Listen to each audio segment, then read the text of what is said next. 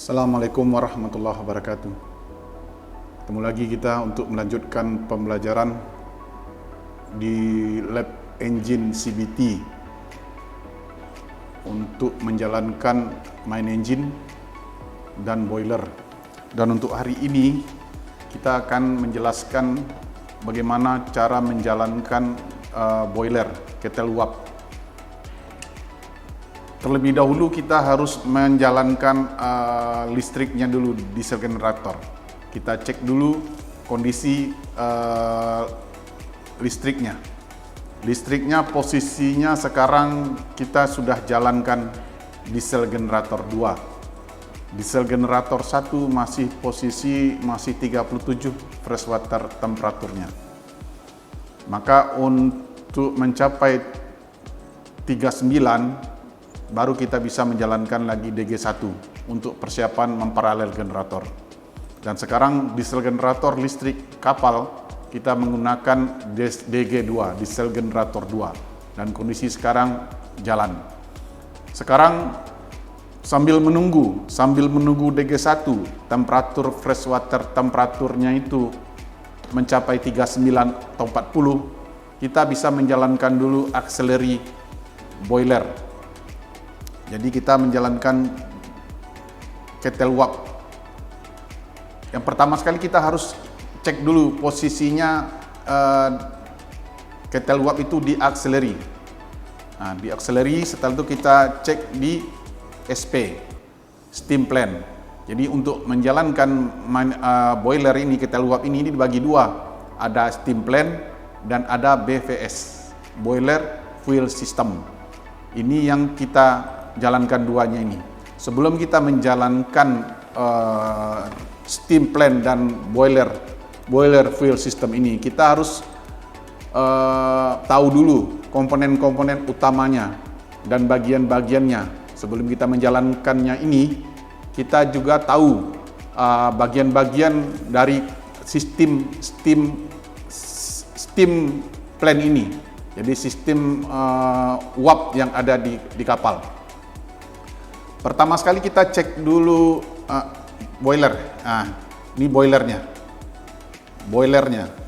untuk menghasilkan uap. Di kettle uap ini ada bagian-bagian yang paling bawah dari kettle uap, yaitu yang pertama adalah flow exhaust gas. Jadi flow exhaust gas keluar untuk mengatur gas keluar. Yang kedua, di situ ada fan. Fan ini untuk memasok udara di dalam burner. Ini namanya fan, ventilasi udara. Jadi di kettle uap itu ada burner. Burner bagian utamanya ada burner untuk menghidupkan api burner. Untuk bisa menghidupkan api ini di dalam burner ini harus ada udara, ada bahan bakar, dan ada api. Untuk menyuplai udara di dalam kettle uap ini, maka kita harus menghidupkan fan ini. Ini fan memasuk udara.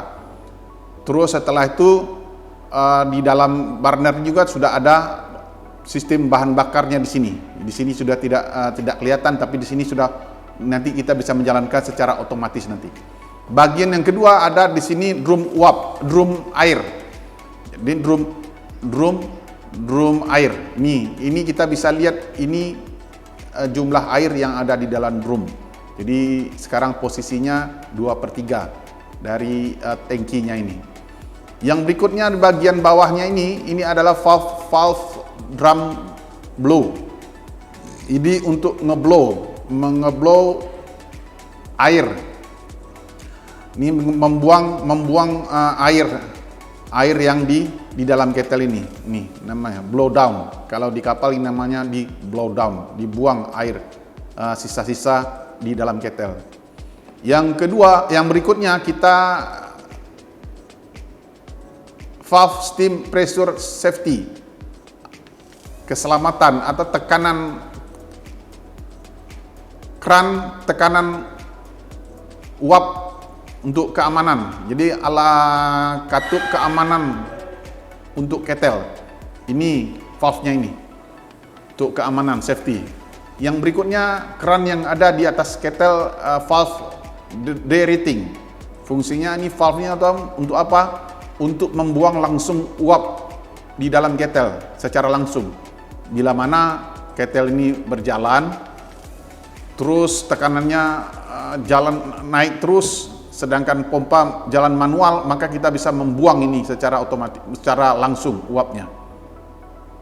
Yang berikutnya, bagian yang berikutnya ada di atas kettle ini adalah valve main steam, katup uap utama. Jadi katup uap utama ini untuk menyuplai uap ke tempat-tempat yang kita perlukan. Dari keran inilah uap utama ini keluar. Nanti uapnya itu terbagi-bagi. Yang pertama ada ke valve deck, di katup di deck, uap yang dibutuhkan di deck untuk keperluan di deck itu, untuk memanaskan bahan bakar dan sebagainya di deck. Yang kedua, ini ada valve FO heating. Ini keran untuk pemanas bahan bakar FO di tangki, misalnya di kapal tanker. Ini ada, ini katupnya untuk memasukkan uap ke tempat valve FO heating. Yang berikutnya ada valve separator. Ini katup untuk uap ke OWS, ke purifier. Jadi purifier itu, FO purifier ini harus dihangatkan, dipanaskan. Supaya apa? Supaya tidak lengket. Ini ininya, pemanasnya dari sini. Ini yang berikutnya ada FO tank untuk memanaskan tangki FO. Yang berikutnya ada valve kabin.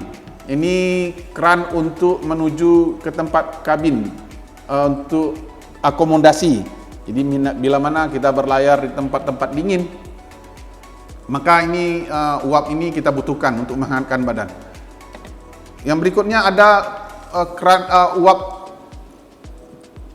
keran menuju kondensor. Ini yang bypass. Jadi keran ini langsung, uapnya ini langsung masuk ke kondensor. Ini kondensor. Kondensor ini gunanya untuk apa? Merubah wujud dan menurunkan temperatur. Jadi menurunkan temperatur dan merubah wujud dari uap menjadi air. Ini kondensor. Ini untuk pendinginnya, air laut. Dari atas ke bawah, ini air laut.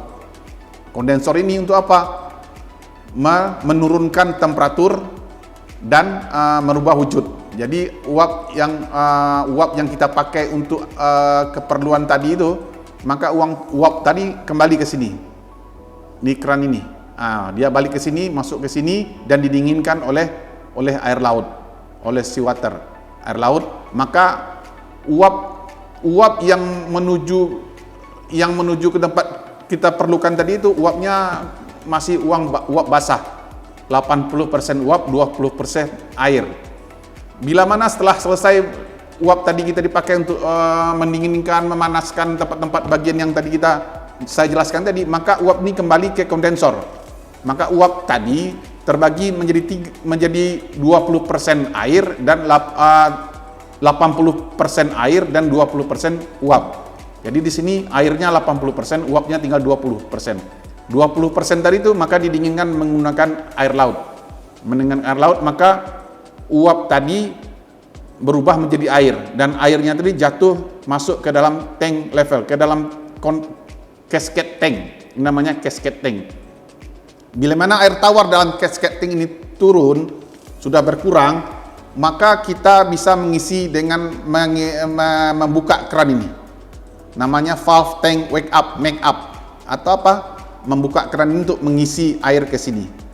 Di dalam tank cascade tank ini nanti air ini dinaikkan ke boiler dengan menggunakan pompa. Jadi pompa 1, pompa 2. Ini pompa untuk mengisap air dari cascade tank untuk dinaikkan masukkan ke dalam boiler.